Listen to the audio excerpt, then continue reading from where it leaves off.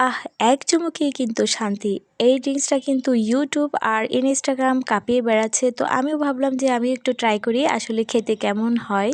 এখানে আমি ২ পিস তরমুজ আগে থেকেই ডিপ করে রেখেছিলাম ৫ থেকে ৬ ঘন্টা। এখন ভালো করে গ্রেট করে নিয়েছি। এই যে দেখতে পাচ্ছেন কি সুন্দর একদম স্মুথ একটা আইসক্রিমের মতো লেয়ার তৈরি হয়ে গিয়েছে। এই জুসটা সেট করার জন্য আমি গ্লাস নিয়েছি।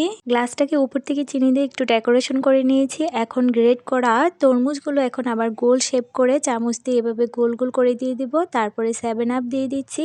তারপরে বরফ টুকরো, আবার উপর থেকে আমি একটু কনডেন্স মিল্ক দিয়ে দিচ্ছি। এরপরে আবার একটু গ্রেট করা সেই তরমুজ দিয়ে দেব উপর থেকে। আবার এখন একটু কনডেন্স মিল্ক দিয়ে এই তো পরিবেশন হয়ে গেল। খুব সুন্দর দেখতে কিন্তু দারুণ লাগে।